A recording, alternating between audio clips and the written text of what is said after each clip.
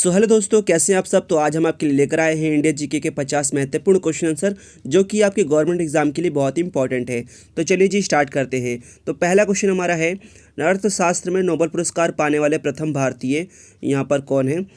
रविंद्रनाथ ठाकुर, अमर्त्य सेन, वेंकट रामन रामकृष्णन या अन्य। तो इसका राइट आंसर हो जाएगा option number B, Amartya Sen. तो अमर्त्य सेन वो व्यक्ति थे जिनको अर्थशास्त्र में नोबेल पुरस्कार प्रथम पहली बार मिला। ठीक है, चलिए बढ़ते हैं क्वेश्चन नंबर 2 की तरफ। भारत के प्रथम सिख प्रधानमंत्री यहाँ पर कौन है, ऑप्शन देखेंगे। डॉक्टर मनमोहन सिंह, विश्वनाथ प्रताप सिंह, चंद्रशेखर सिंह या अन्य। तो इसका जो राइट आंसर हो जाएगा ऑप्शन नंबर ए हो जाएगा, डॉक्टर मनमोहन सिंह। तो ये जो हमारे भारत के पहले सिख प्रधानमंत्री हैं। ठीक है, बढ़ते हैं क्वेश्चन नंबर 3 की तरफ। नोबेल पुरस्कार प्राप्त प्रथम भारतीय महिला। तो प्रथम भारतीय महिला जिनको नोबेल पुरस्कार मिला, इंदिरा गांधी, मदर टेरेसा, किरण बेदी या सरोजिनी नायडू। तो देखेंगे इसका जो राइट आंसर हो जाएगा ऑप्शन नंबर बी हो जाएगा, मदर टेरेसा। अगर देखा जाए तो काफ़ी एक अच्छी महिला है यहाँ पर, ये जो समाज सेवी थी। ठीक है, और इनको नोबेल पुरस्कार मिला। चलिए बढ़ते हैं क्वेश्चन नंबर 4 की तरफ बढ़ेंगे। भारत रत्न प्राप्त करने वाली पहली महिला, यानी कि वो महिला जिनको पहली बार भारत रत्न मिला। ठीक है, श्रीमती पी.के. गेसिया, श्रीमती इंदिरा गांधी, श्रीमती बछेंद्री पाल या सुश्री सुष्मिता सेन। तो इसका राइट आंसर हो जाएगा ऑप्शन नंबर बी हो जाएगा, श्रीमती इंदिरा गांधी। इनको पहली बार भारत रत्न मिला था। ठीक है, किसको मिला था, इंदिरा गांधी को, याद रखना पहली महिला थी जिनको भारत रत्न मिला। बढ़ते हैं क्वेश्चन नंबर 5 की तरफ। प्रथम महिला चिकित्सक, चिकित्सक का मतलब है डॉक्टर यहाँ पर। तो पहली महिला जो चिकित्सक थी, डॉक्टर थी, वो कौन थी, पहली डॉक्टर कौन थी, महिला डॉक्टर। ममता बनर्जी, प्रेमा माथुर, कादम्बिनी गांगुली, अन्य। तो देखिए इसका राइट आंसर हो जाएगा ऑप्शन नंबर सी हो जाएगा, कादम्बिनी गांगुली। ठीक है, ये पहली डॉक्टर महिला थी, महिला डॉक्टर जो फीमेल चिकित्सक होती है, फीमेल डॉक्टर वो थी। चलिए बढ़ते हैं क्वेश्चन नंबर 6 की तरफ बढ़ेंगे। राष्ट्रीय ध्वज तिरंगे में तीनों क्षैतिज पट्टियाँ किस अनुपात में रहते हैं। अगर देखा जाए, आप देखेंगे यहाँ पर तो जो तीनों का अनुपात है, यानी कि जो केसरिया है, जो सफ़ेद है और जो हरा है, ये तीनों का रेशो क्या होगा। तो तीनों ही बराबर ये रेशो में होती है, यानी कि 1:1:1, यानी कि ऑप्शन नंबर सी इसका राइट आंसर हो जाएगा, ऑप्शन नंबर सी। तो इनका जो रेशियो होगा वो 1:1:1 होगा तीनों का। ठीक है, चलिए बढ़ते हैं क्वेश्चन नंबर 7 की तरफ। राष्ट्रीय ध्वज तिरंगे का गहरा केसरिया रंग क्या दर्शाता है। जो केसरिया रंग है, जो ऊपर का रंग होता है, वो क्या दर्शा रहा है, क्या दिखाता है आपको, क्या दर्शाता है। ताकत और साहस, शांति और सत्य, विकास और उर्वरता या अन्य।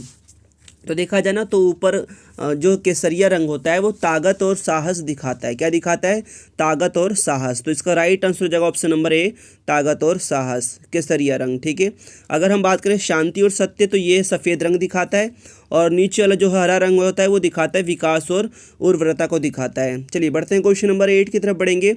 राष्ट्रीय ध्वज तिरंगे में सबसे ऊपर कौन सा रंग होता है। तो अभी हमने देखा था सबसे ऊपर कौन सा रंग है, केसरिया रंग है। कौन सा है, केसरिया, सबसे ऊपर की बात हो रही है। तो देखेंगे ऑप्शन देखेंगे, सफ़ेद, हरा रंग, गहरा केसरिया रंग या सफ़ेद और हरा। तो ऊपर ऑप्शन नंबर सी हो जाएगा इसका, गहरा केसरिया रंग। ठीक है, तो ये केसरिया रंग जो ऊपर हमारा तिरंगे झंडे में सबसे ऊपर होता है। चलिए बढ़ते हैं क्वेश्चन नंबर 9 की तरफ। राष्ट्रीय ध्वज तिरंगे में बीच में कौन सा रंग होता है। तो जाहिर सी बात है, बीच में कौन सा रंग दिखाई दे रहा है आपको, सफ़ेद, हरा रंग, केसरिया रंग या सफ़ेद और हरा दोनों। तो यहाँ पर ऑप्शन नंबर ए हो जाएगा, सफ़ेद रंग। अगर बीच की बात करें तो बीच में कौन सा रंग है, सफ़ेद रंग है। चलिए बढ़ते हैं क्वेश्चन नंबर 10 की तरफ।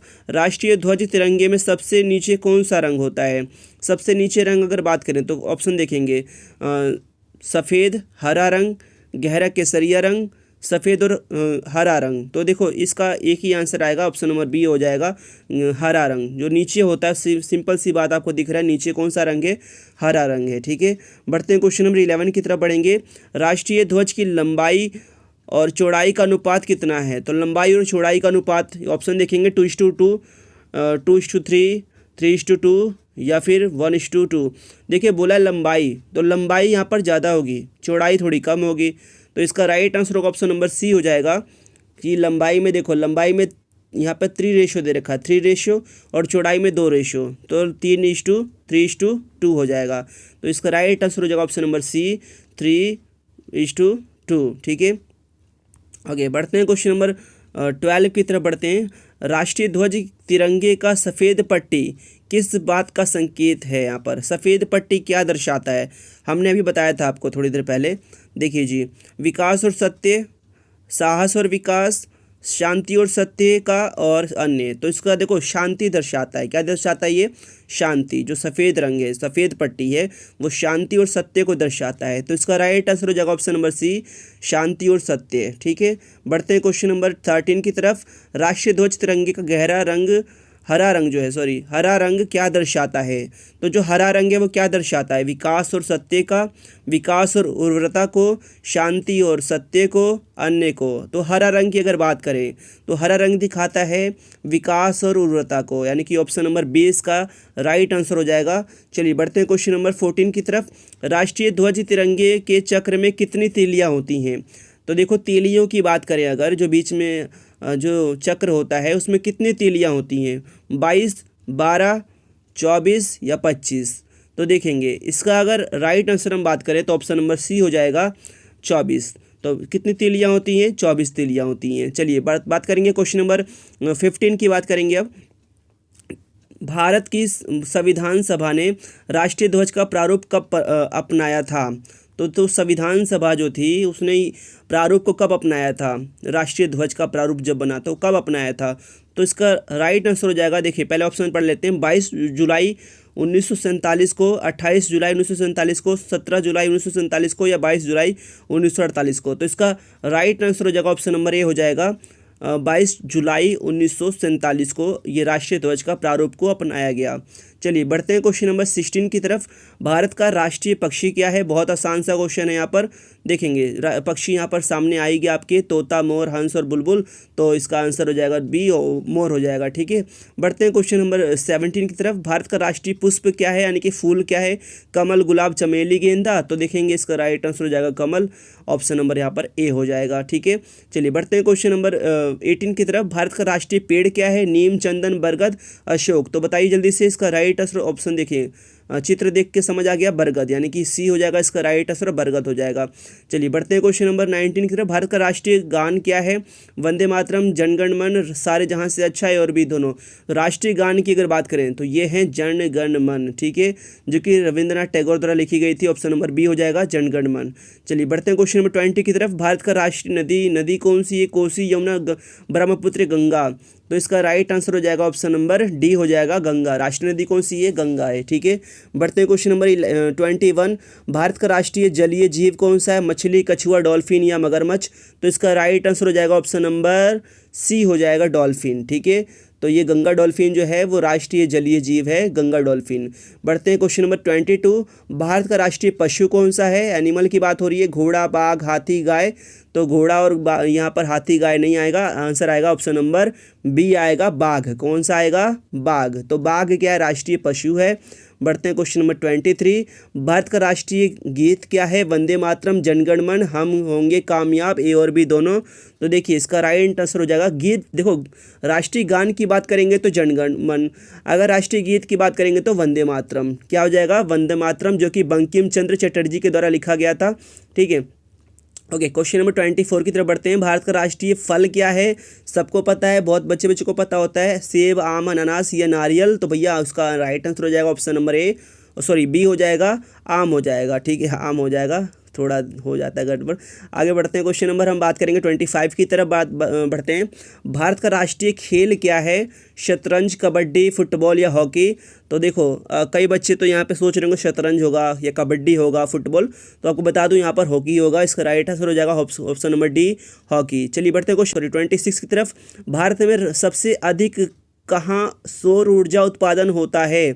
सबसे ज़्यादा अगर सोलर एनर्जी कहाँ पर प्रोड्यूस होती है? राजस्थान में, गुजरात में, केरल में, तमिलनाडु में। तो सोलर एनर्जी की बात हो रही है, तो यहाँ पे सबसे ज़्यादा धूप कहाँ पड़ेगी? रेगिस्तानी एरिया में ज़्यादा धूप पड़ेगी।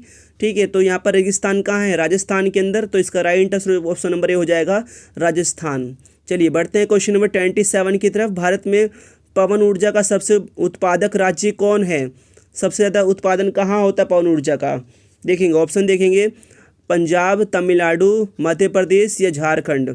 तो देखिए इसका राइट आंसर हो जाएगा option number B, Tamil Nadu. Tamil Nadu में सबसे ज़्यादा पवन चक्कियाँ लगाई गई हैं और वहाँ पे ज़्यादा एनर्जी प्रोड्यूस होती हैं। चलिए बात करेंगे 28 की तरफ बात करेंगे। भारत में स्थापित कुल ऊर्जा क्षमता का कितना % पवन ऊर्जा से प्राप्त होता है। तो यहाँ पर हम पवन ऊर्जा की अगर बात कर रहे हैं तो कितने % टोटल जो एनर्जी है उसका टोटल कितने % पवन ऊर्जा से प्राप्त होता है। तो 6%। कितना %? 6%, यानी कि ऑप्शन नंबर सी इसका राइट आंसर हो जाएगा। चलिए बढ़ते हैं क्वेश्चन नंबर 29 की तरफ। भारत में पवन ऊर्जा का विकास कब से प्रारंभ हुआ? कब से पवन ऊर्जा जो है वो स्टार्ट हुई? तो इसका राइट आंसर हो जाएगा, देखो पहले तो पढ़ लेते हैं, 1998, 1990, 2000, 1995। तो इसका राइट आंसर हो जाएगा ऑप्शन नंबर बी हो जाएगा 1990। ठीक, तो बढ़ते हैं क्वेश्चन नंबर 30 की तरफ। भारत में परमाणु ऊर्जा विनियामक बोर्ड कब स्थापित हुआ था? तो ऑप्शन देखेंगे 15 नवंबर 1983 को, 18 नवंबर 1985 को, 25 नवंबर 1988 को या अन्य। तो देखेंगे इसका राइट आंसर हो जाएगा ऑप्शन नंबर ये हो जाएगा 15 नवंबर 1983 को। ये भारत में परमाणु ऊर्जा जो यहाँ पे जो न्यूक्लियर एनर्जी होती है उसकी बात हो रही है यहाँ पर। ठीक है, बढ़ते हैं क्वेश्चन नंबर 31 की तरफ। परमाणु ऊर्जा नियामक बोर्ड का मुख्यालय कहाँ पर है? तो देखो बेंगलुरु, भुवनेश्वर, मुंबई, भोपाल। तो इसका राइट आंसर हो जाएगा हमारा ऑप्शन नंबर सी हो जाएगा मुंबई। तो मुंबई में इसका मुख्यालय है। चलिए बढ़ते हैं क्वेश्चन नंबर 32 की तरफ। भारतीय सिनेमा के जनक कौन थे? देविका रानी, दादा साहब फाल्के, लुमियर ब्रदर्स या अन्य। तो देखो अभी आपको पता होगा दादा साहब फाल्के पुरस्कार भी अवार्ड दिया जाता है, जो सबसे बेस्ट एक्टर होता है उसको ये मिलता है, जैसे कि अमिताभ बच्चन को भी मिल चुका है। तो अगर बात करें यहाँ पर दादा साहब फाल्के पुरस्कार तो ऑप्शन नंबर बी हो जाएगा। ठीक है, भारतीय सिनेमा के जनक जो थे ये थे दादा साहब फाल्के। चलिए बढ़ते हैं क्वेश्चन नंबर 33 की तरफ। भारत में डाक व्यवस्था शुरू करने वाला वाला ब्रिटिश गवर्नर था, कौन था? Lord Dalhousie, Lord Cripps, Lord Curzon, Lord Mountbatten. तो इसका राइट आंसर हो जाएगा ऑप्शन नंबर 8, लॉर्ड डलहौजी। ठीक है, ये डाक व्यवस्था शुरू करने वाला ब्रिटिश गवर्नर जनरल था जिसने डाक सेवा स्थापित करी थी। ठीक है, चलिए बढ़ते हैं क्वेश्चन नंबर 34 की तरफ। भारत में शिक्षा है एक क्या है? शिक्षा क्या है? नागरिक अधिकार है, राज्य का दायित्व है, राजनीतिक अधिकार है या मूलभूत अधिकार है? तो अगर बात करें शिक्षा की तो ये मूलभूत अधिकार है जो कि सबको बहुत ज़रूरी है। ठीक है, रोटी कपड़ा और मकान, और इसके साथ शिक्षा भी जोड़ दिया जाएगा। तो मूलभूत अधिकार है हमारे ये। चलिए बढ़ते हैं क्वेश्चन नंबर 35 की तरफ। भारत में तीसरे राष्ट्रपति कौन थे जिनका अपने कार्यकाल में निधन हुआ था? तो जिनका कार्यकाल में निधन हो गया था वो कौन थे? संजीव रेड्डी, डॉक्टर जाकिर हुसैन, डॉक्टर वीवी गिरी, इनमें से कोई नहीं। तो इसका राइट आंसर हो जाएगा ऑप्शन नंबर बी हो जाएगा डॉक्टर जाकिर हुसैन। तो इनका जो है भारत के तीसरे राष्ट्रपति थे ये, जिनका अपने कार्यकाल में निधन हो गया था, कार्यकाल के दौरान ही इनका निधन हो गया था। ठीक है, तो डॉक्टर जाकिर हुसैन इसका राइट आंसर हो जाएगा, ऑप्शन नंबर बी हो जाएगा।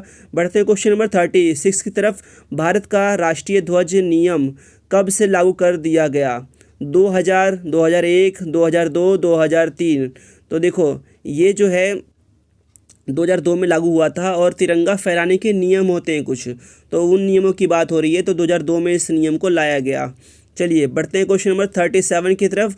कौन सा नदी दक्षिण भारत की गंगा कहलाती है? देखिए अगर गंगा देखा जाए, गंगा सबसे बड़ी नदी है, ठीक है, पूरे भारत की, और उत्तर भारत में स्पेशली गंगा ही बहती है जो सबसे लंबी नदी है। इसी प्रकार साउथ के अंदर भी एक नदी बहती है जो बहुत ही लंबी है साउथ में देखा जाए तो। जितनी नदी साउथ में आती, कृष्णा आती है ना, और तापी आती है, महानदी आती है, गोदावरी आती है, ये सब जो हैं ये साउथ में बहती हैं।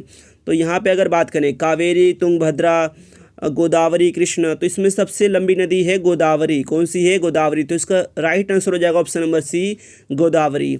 चलिए बढ़ते हैं क्वेश्चन नंबर 38 की तरफ। प्रतिवर्ष भारत का वृहत्तम पशु मेला लगता है। पशु मेला अगर लगता है सबसे बड़ा तो वो लगता है बिहार में, और बिहार में आपको बता दूं, देखो यहाँ पर ऑप्शन दे रखा है, देखेंगे शोलापुर में, सोनीपत में, सोनमार्ग में, सोनपुर में। तो देखिए सोनपुर का जो मेला होता है बिहार में लगता है। ऑप्शन नंबर डी इसका राइट आंसर हो जाएगा। सोनपुर का जो मेला लगता है उसमें बहुत सारे जानवर को बेचा जाता है या खरीदा जाता है, और ये जानवरों का मेला होता है पूरा। ठीक है, पशु मेला इसको इसलिए पशु मेला बोला जाता है, और ये प्रतिवर्ष लगता है, हर साल लगता है। चलिए बढ़ते हैं क्वेश्चन नंबर 39 की तरफ। भारत का बोस्टन किसे कहा जाता है? बोस्टन, ठीक है, अहमदाबाद को वडोदरा को, मुंबई या सूरत? तो इसका राइट आंसर हो जाएगा ऑप्शन नंबर अहमदाबाद हो जाएगा। ये ऑप्शन नंबर ए हो जाएगा, अहमदाबाद, बोस्टन इसको कहते हैं, ठीक है। अच्छा, बढ़ते हैं अब क्वेश्चन नंबर 14 की तरफ। ग्लोब पर कर्क रेखा भारत के कितने राज्य से होकर गुजरती है? ऑप्शन आंसर ही आपको यहाँ पे दिख गया है। तो कर्क रेखा जो है टोटल 8 राज्य से होकर गुजरती है। कितने राज्य से? 8 राज्य से, यानी कि ऑप्शन नंबर इसका हो जाएगा बी, 8 राज्य। देखेंगे गुजरात, राजस्थान, मध्य प्रदेश, छत्तीसगढ़, झारखंड, पश्चिम बंगाल, त्रिपुरा और मिजोरम। तो इन राज्यों से होकर कर्क रेखा जो है ट्रॉपिक ऑफ कैंसर गुजरती है, ठीक है। चलिए बढ़ते हैं क्वेश्चन नंबर 41 की तरफ। भारत के निम्न में से किस राज्य में पुरुषों की संख्या स्त्रियों से कम है? ओके, बोला गया यहाँ पर कि पुरुषों की संख्या कम है, यानी कि स्त्री की संख्या ज़्यादा है, फीमेल ज़्यादा है, मेल कम है। और ऐसा कौन सा राज्य है? तो बिहार, राजस्थान, केरल और महाराष्ट्र। तो इसका राइट आंसर हो जाएगा ऑप्शन नंबर सी, केरल। तो केरल की अगर बात करें तो सबसे यहाँ पर एक देखा जाए तो शिक्षा की भी ज़्यादा बहुतायत है, यहाँ पर लोग ज़्यादा पढ़े लिखे लोग यहाँ पर पाए जाते हैं, ठीक है। बेहतर शिक्षा, यहाँ पर लोग ज़्यादा पढ़े लिखे, इसीलिए महिला दर जो है, महिला का जो जन्म दर है वो भी ज़्यादा है। आप समझ रहे हैं, यहाँ पर महिला दर ज़्यादा होने का रीज़न भी है क्योंकि पढ़े लिखे लोग हैं, समझदार लोग हैं यहाँ पर। तो केरल में अगर देखा जाए तो पुरुषों की संख्या कम है और महिलाओं की संख्या ज़्यादा है। तो इसका राइट आंसर हो जाएगा ऑप्शन नंबर सी, केरल। चलिए बढ़ते हैं क्वेश्चन नंबर 42 की तरफ। भारत में सबसे ऊंचा बांध भाखड़ा किस नदी पर बना है? जो भाखड़ा है वो किस नदी पर है भैया, बताइए? झेलम, सतलुज, गोदावरी या व्यास? तो इसका राइट आंसर हो जाएगा, ध्यान देना, ध्यान दो, अगर देखा जाए भाखड़ा बोला गया है, सबसे ऊंचा बोला गया है, ठीक है। तो याद कैसे करेंगे आपको बता देता हूँ। सतलुज इसका राइट आंसर है, बट मैं आपको बताता हूँ। सबसे ऊंचा व्यक्ति जो होगा, हो सकता है जैसे आपका गुरु हो ऊंचा व्यक्ति, तो गुरु को क्या बोलते हैं आप? सत सत नमन है, सत सत प्रणाम है, ऐसे ही बोलते हैं यहाँ पर। तो सत से आप समझ रहे हैं, सत किसको बोलेंगे? जो बड़ा होगा, ऊंचा व्यक्ति होगा। तो सबसे ऊंचा बांध कौन सा? भाखड़ा बांध। तो क्या करेंगे? इसको सत बोलेंगे भाई, सत सत प्रणाम है आपको, सत सत नमन है आपको। तो सतलुज क्या बन गया? सतलुज, सबसे ऊंचा सतलुज, ठीक है। सत याद रहेगा और सबसे ऊंचा बांध यानी कि भाखड़ा बांध याद रहेगा, ठीक है। तो आपको ये समझ आ गया। चलिए बढ़ते हैं क्वेश्चन नंबर 33 की तरफ। भारत की पहली आयरन स्टील कंपनी कहाँ स्थित है? जमशेदपुर में, हीरापुर में, मुंबई में, गुवाहाटी में? तो बताते हैं आपको, जो आयरन स्टील कंपनी है, सबसे भारत की पहली आयरन स्टील कंपनी कहाँ स्थित है? तो वह है जमशेदपुर में। कहाँ पर स्थित है? जमशेदपुर में, ठीक है। ऑप्शन नंबर ए हो जाएगा इसका राइट आंसर। बढ़ते हैं क्वेश्चन नंबर 44 की तरफ। भारत का कौन सा राज्य शक्कर का कटोरा कहलाता है? शक्कर का कटोरा, देखिए जी, चीनी कटोरा, शक्कर का कटोरा, चीनी का कटोरा, ठीक है, ये इस एक ही नाम है। तो यहाँ पर अगर बात करें आंध्र प्रदेश, ठीक है, तमिलनाडु, हिमाचल प्रदेश या उत्तर प्रदेश? तो सबसे ज़्यादा गन्ने की खेती कहाँ पर होती है? उत्तर प्रदेश में। और उत्तर प्रदेश में गन्ने की खेती ज़्यादा होती है और उसका चीनी का उत्पादन भी ज़्यादा होता है। चीनी वहाँ पे ज़्यादा बनाई जाती है, मैन्युफैक्चरिंग होती है मतलब उसकी। तो इसका राइट आंसर हो जाएगा option number D, Uttar Pradesh. चीनी का कटोरा, शक्कर का कटोरा किसे कहते हैं? उत्तर प्रदेश को कहते हैं। चलिए बढ़ते हैं क्वेश्चन नंबर 45 की तरफ। भारत में कितने राष्ट्रीय राजमार्ग हैं? सॉरी माफ़ करिएगा, राजमार्ग पूछा गया है। राजमार्ग मतलब सड़क का जो मार्ग होता है उसे राजमार्ग कहते हैं, ठीक है। तो कितने राजमार्ग हैं यहाँ पर? कितने हाईवे हैं? बड़े बड़े हाईवे जो बनाए गए कितने हैं ऐसे? तो इसका देखो ऑप्शन पढ़ेंगे, 95 है ना, 115, 195, 228। तो इसका राइट आंसर हो जाएगा ऑप्शन नंबर डी, 228 हो जाएगा, ठीक है। यहाँ पर 228 राष्ट्रीय राजमार्ग हैं, ठीक है। और चलिए बढ़ते हैं क्वेश्चन नंबर 46 की तरफ। भारत का एकमात्र स्थान जहां टिन पाया जाता है, टिन कहाँ पाया जाता है? रीवा में, हजारीबाग में, सूरत में, अहमदाबाद में? तो देखिए इसका राइट आंसर हो जाएगा ऑप्शन नंबर बी, हजारीबाग में, ठीक है। ऑप्शन नंबर बी इसका राइट आंसर हो जाएगा, हजारीबाग। तो यहाँ पर क्या पाया जाता है? एकमात्र स्थान है जहाँ पर टिन पाया जाता है, ठीक है। चलिए बढ़ते हैं क्वेश्चन नंबर 47 की तरफ। वह नदी घाटी जिसे भारत का रूर के नाम से पुकारा जाता है, वह नदी घाटी की बात हो रही है। गोदावरी, दामोदर, पेरियार या हुगली? तो भैया इसका राइट आंसर हो जाएगा ऑप्शन नंबर बी, दामोदर, ठीक है। दामोदर को नदी घाटी है ये, जिसका एक और नाम से पुकारा जाता है, रूर के नाम से पुकारा जाता है, ठीक है, भारत का रूर, चलिए बढ़ते हैं क्वेश्चन नंबर 48 की तरफ। भारत में किस राज्य को भारत का खाद्यान्न भंडार के रूप में जाना जाता है? कौन सा ऐसा राज्य है जो बहुत बड़े पैमाने पर फसल की खेती करता है और देश को फसल का लाभ पहुंचाता है, यानी कि लोगों का पेट भरता है? कौन सा राज्य ऐसा है जो सबसे ज़्यादा मतलब खेती बाड़ी करता है, सबसे ज़्यादा यहाँ पर फसल का उत्पादन होता है? उत्तर प्रदेश, पंजाब, हरियाणा या तमिलनाडु? तो इसका राइट आंसर हो जाएगा ऑप्शन नंबर बी, पंजाब। तो पंजाब में देखा जाए तो कृषि के मामले में सबसे अग्रणी है, सबसे आगे है। तो इसका राइट आंसर हो जाएगा ऑप्शन नंबर बी, जो कि भारत का खाद्यान्न भंडार के रूप में जाना जाता है। चलिए बढ़ते हैं क्वेश्चन नंबर 49 की तरफ। शांति घाटी या शांत घाटी स्थित है, कहाँ पर स्थित है? तमिलनाडु में, हिमाचल प्रदेश में, केरल में, अरुणाचल प्रदेश में? तो इसका राइट आंसर हो जाएगा ऑप्शन नंबर सी हो जाएगा, केरल में। केरल में शांत घाटी स्थित है। यहाँ पर ये शांत घाटी की यहाँ पर पिक्चर है, देख सकते हैं यहाँ पर, ये केरल में है। ठीक है, अब आखिरी क्वेश्चन हमारा यहाँ पर, मदुरई कहाँ पर है? मदुरई, अगर बात करें एक टेम्पल की, मदुरई टेम्पल की, तो ये देखेंगे टेम्पल कुछ इस प्रकार दिखता है। मदुरई का टेम्पल ये कहाँ पर है? तमिलनाडु में है, आंध्र प्रदेश में है, सिक्किम में है या मेघालय में है? तो इसका राइट आंसर हो जाएगा ऑप्शन नंबर ए हो जाएगा, तमिलनाडु। तो तमिलनाडु में क्या है? मदुरई टेम्पल वगैरह यहाँ पर पाए जाते हैं। तो आपको ये वीडियो कैसी लगी हमें कमेंट बॉक्स में जरूर बताएं। अगर आप पहली बार आए तो चैनल को सब्सक्राइब, शेयर और लाइक जरूर करें। और अभी के लिए इतना ही। अपना ध्यान रखिए, अपनी फैमिली का ध्यान रखिए। Take care, bye bye. मिलते हैं नेक्स्ट एपिसोड में।